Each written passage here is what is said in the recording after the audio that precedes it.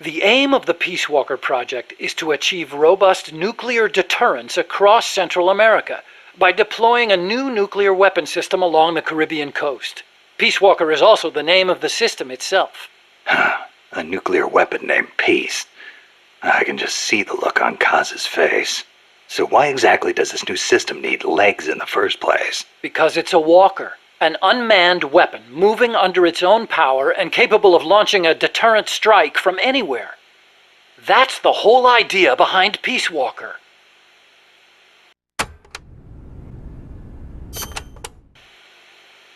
The reason Peace Walker is a mobile nuclear weapon system is to maximize its potential as a nuclear deterrent. How so? If need be, Peace Walker can stay constantly on the move so that the adversary can't pinpoint its position. That allows it to avoid preemptive enemy strikes. So you're saying it keeps the retaliation card in play? Coldman likes to brag about it in this way. Like a land-based version of an SSBN. And there's another reason for them to be mobile. Peace Walker also has a self-destruct function.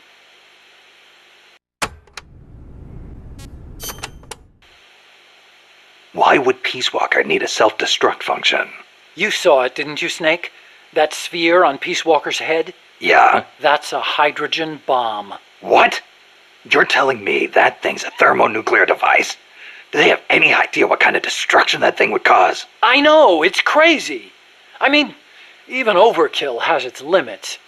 If it's strategic value they want, they could have gone with something smaller. It's like they want a weapon on par with Russia's Tsar Bomba. This arms race is running way out of control. It's an evolutionary dead end. A saber-toothed tiger. You can't load a warhead that big on a missile, of course. And no strategic bomber could carry it. That's where Peace Walker comes in. So, it waltzes into enemy territory carrying a hydrogen bomb and blows itself up. Christ.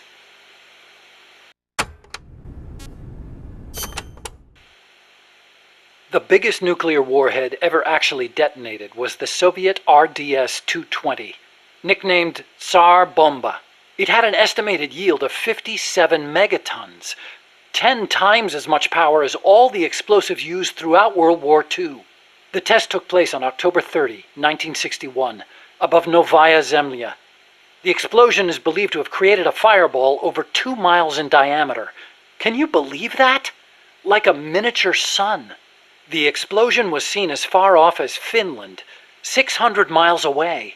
And some people even reported windows shattering. The shockwave traveled 3 times around the Earth. 3 times? Peace Walker is armed with a massive hydrogen bomb, even more destructive than Tsar Bomba.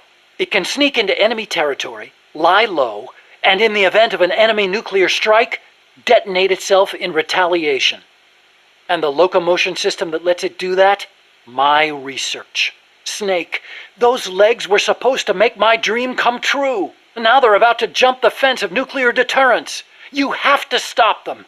I'll apply all my energy into developing weapons and equipment to help you do it. Sounds like a deal.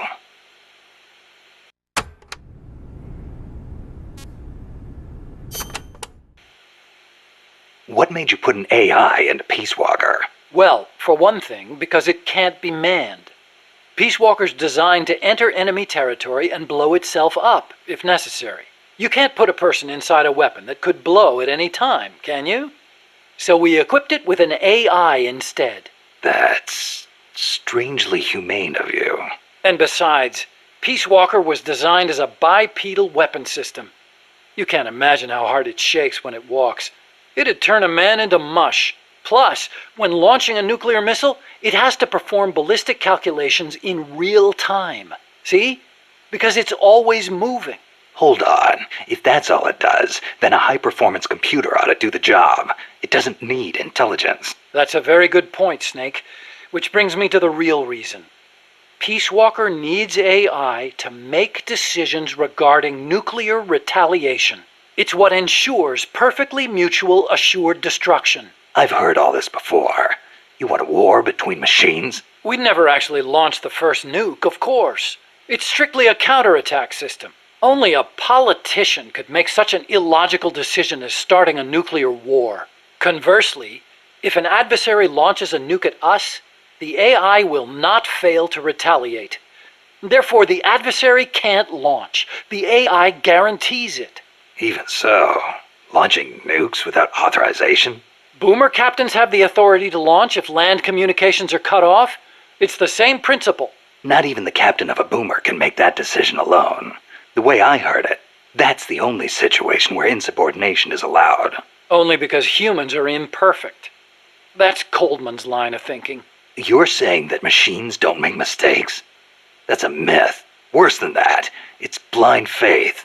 We wouldn't put our faith, our fate, into the hands of any ordinary machine. That's what the AI is for. The decision to launch a retaliatory strike requires high-level judgment.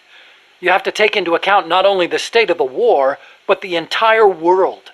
And sometimes, you need to make a guess based on incomplete information. Huh. You think an AI can do all that? Yeah. At least Dr. Strangelove does.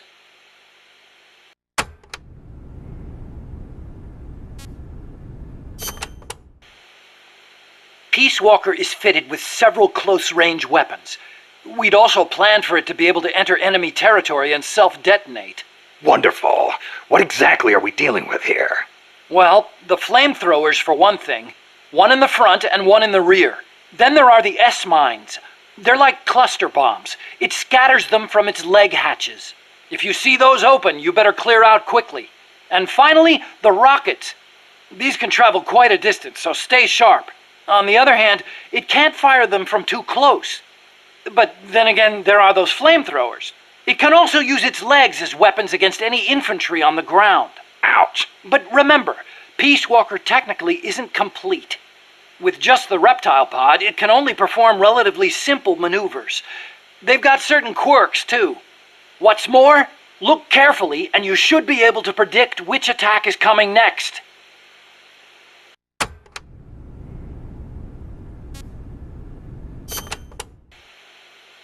Snake!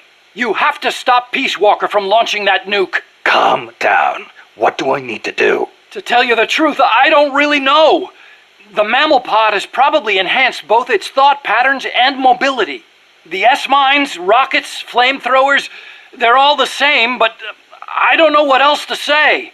You'll just have to stay sharp and watch for how it behaves before each of the attacks. I'll give it a shot. There's no time for anything else. Sorry I can't be more helpful.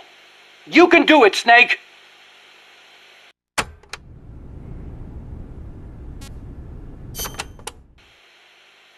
Okay, but why does Peace Walker need to walk on two legs?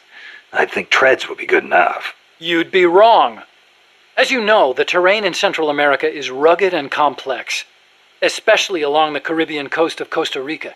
You've got jungles, swamps, mountains, and the only way to get across all that terrain, no matter how rugged, is on legs. Yeah, but wouldn't it be tough to cross a swamp, even on legs? It wasn't easy, that's for sure. The reason we picked Costa Rica as a proving ground is because we can test it on every type of terrain.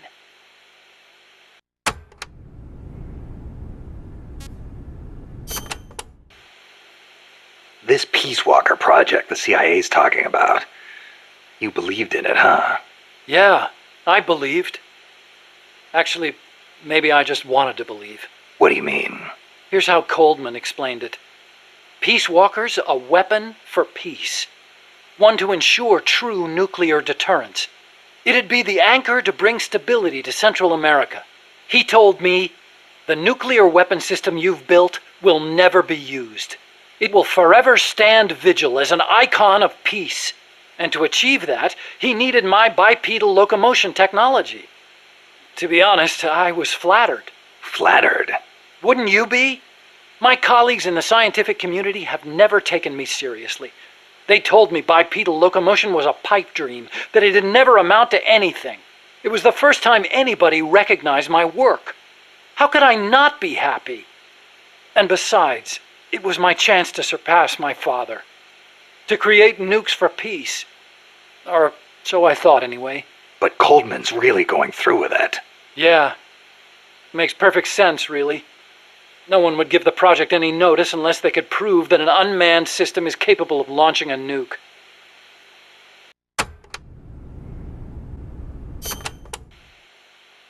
Why is Coldman going to launch a nuke? If all he wants to do is prove the AI retaliation system works, he doesn't need to put a live warhead on it. I agree. He could demonstrate the system by launching the missile alone, without a warhead. I asked him the same thing at first. He said there was no point in using a dummy missile. That it'd take an actual nuclear launch to deter potential enemies. Launching the real deal gives him a leg up in negotiations with Langley. That's what he's really after.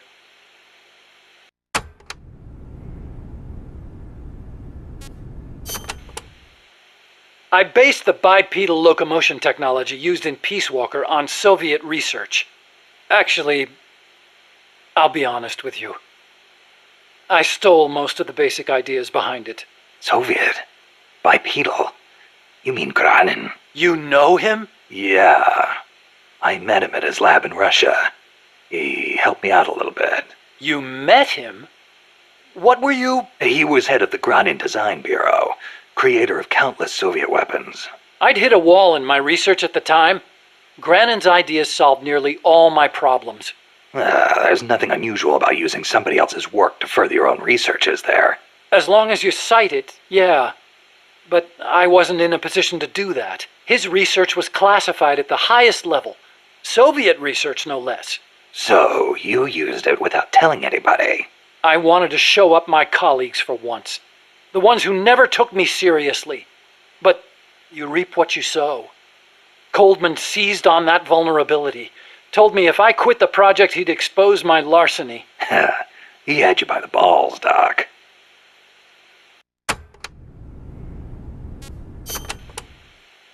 How'd you get your hands on Granin's research? That was also Coldman. He used his agency contacts to get a hold of it. Giving you stolen information, then using it to blackmail you. Damn. I knew it was Granin's work the minute I saw it. See, I'd been corresponding with him for a while. Corresponding? Letters. Between scientists doing the same kind of research. He always complained that nobody understood his ideas on bipedal locomotion. Ah, so you're the American friend he was talking about. Obviously, he didn't write a word about the technology in his letters. Except for one time. If by chance anything should happen to me, I entrust my research to you. Better that than handing it over to these ignorant so-called scientists. Sounds like him, all right. Then one day, his papers actually came. It wasn't hard for me to imagine what had happened to him. I felt it was my duty to carry on his work after him. And also... What? I thought maybe combining his technology with mine could be a way to bring East and West together. Like the docking of Apollo and Soyuz. It'll never make the history books. And it's still not a reason to plagiarize. You're right. You're absolutely right. I never had the courage to tell the truth, that's all. I always looked for excuses to cover it up. Until now. Huh? You told me everything. You're no longer a coward.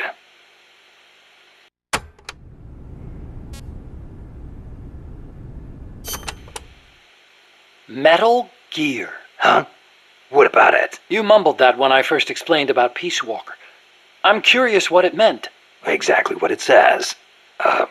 Metal Gear. Granin coined the term. Granin did? He thought of his technology as the metal gear that meshes infantry with artillery. I like the sound of that. Metal Gear. It's got a nice ring to it. Better than an outright lie like Peace Walker, anyway.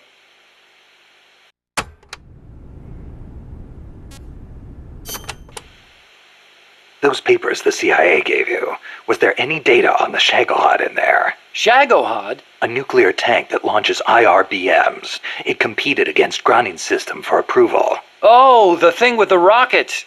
Designed by a guy named Sokolov, right? What's so funny? No, I was just remembering some of the commentary Granin added to the Shagohod papers. You should have seen the way he badmouthed it. It was too conservative, too ugly. I can imagine. He was so angry when he wrote that, he smeared up the ink. And you know how shoddy the paper is over there to begin with. I'll bet. That's Granin, all right. Imagine accelerating the launcher itself to 300 miles an hour to extend the range of an IRBM. As stupid as it sounds, it's a hell of a concept. Who but the Soviets would think of using a tank as the first stage of a rocket? I actually took a cue from the Shagohod when I developed the pupa. That hovercraft thing? You stole that one too? Give me a little credit. I only borrowed the concept. The technology is original. As it turned out, hover technology wasn't enough to handle all the terrain in Central America. It relied too much on brute force. But the Shagohod was a major threat. That thing could corner like you wouldn't believe. Built pretty tough, too. You sure know a lot about it. Yeah, it almost did me in. I couldn't forget it if I tried. Did you in? So you were the one who took it down. Wow! You really are amazing. I didn't do it alone. No, seriously, thank you. We might not be here today if they'd begun mass-producing that thing. Then again, they're hard at work now miniaturizing nuclear warheads. Pretty soon they won't even need an accelerated launcher like the Shagohod. Great. That means they're that much closer to being able to launch from anywhere in the world.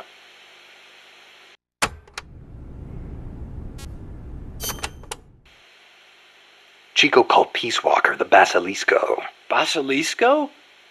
Oh, right, Spanish. That's funny. I once used the codename Basilisk for the Peace Walker platform myself. What for? The class of lizards called basilisks can walk atop any type of terrain. In a pinch, they can even stand up on two legs and run across water. Perfect name for a system that can walk anywhere in Central America, right? Plus, there are the legends. What legends? The basilisks of legend were highly venomous creatures. There's a story told by the ancient Romans. A knight slew a basilisk by piercing it with his spear. The creature's poison seeped up the spear and killed both horse and rider. Remind you of anything, Snake? Nuclear deterrence. Bingo. Kill it and you die along with it. Your hands are bound. I wanted Peace Walker to be like that. You should know that people aren't that rational. Sometimes people do things that don't make sense, even when they know they're going to die. Or maybe it's because of that. Maybe you're right. But that's exactly what I don't understand.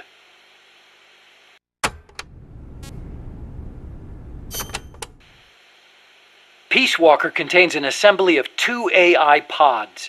One of them is the mammal pod, which Dr. Strangelove developed. The other's the reptile pod, which is mine. What's the difference? The reptile pod is the attitude control AI. If it's destroyed, Peace Walker grinds to a halt. The mammal pod is responsible for making the decisions regarding nuclear retaliation, reflex, and thought. One is the brainstem and cerebellum, the other the cerebrum. So, the one that houses the will of the boss would be the mammal pod.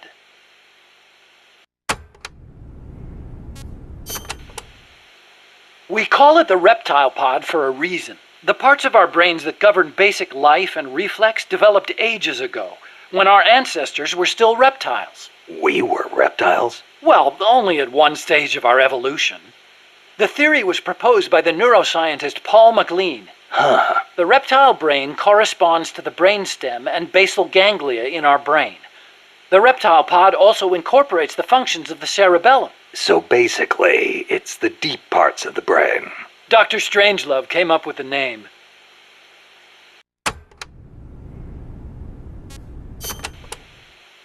The part of our brain that developed after we became mammals is responsible for high-level brain functions. Such as? Such as intelligence, judgment, even love. That's high level, all right.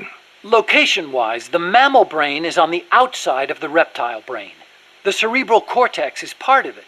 I think it's very telling that Dr. Strangelove named her pod Mammal. It's almost like she wants it to be more than just an advanced AI. What she really wants is for it to have a mind of its own.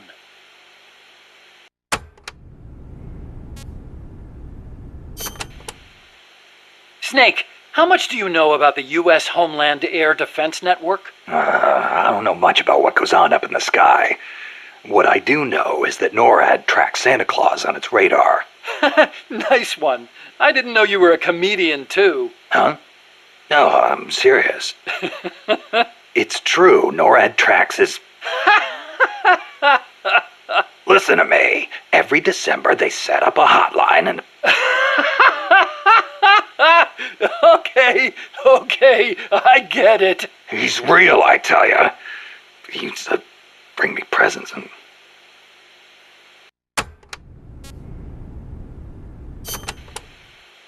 Okay, Snakey. As all good little boys know, keeping tabs on Santa Claus is a very important job for NORAD.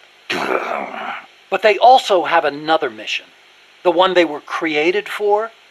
And the system they set up for that has been hijacked by Coldman. You mean Peace Walker's fake data transmissions? NORAD's early warning system is composed of DSP satellite-mounted infrared sensors and an array of surveillance radar stations across North America.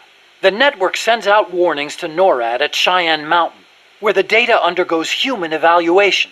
Peace Walker, on the other hand, has to make its retaliation decisions autonomously. So it's set up to automatically receive the same data as NORAD through covert channels. Those channels were also used on the test platform to telemeter the AI's decision-making. Peace Walker reversed the system to transmit a fake warning about incoming nuclear missiles outside the usual exercise schedule. I mean, the system could have used better safeguarding, nobody's going to argue with that. But cracking the AI? That seemed unimaginable. And you can see what happened.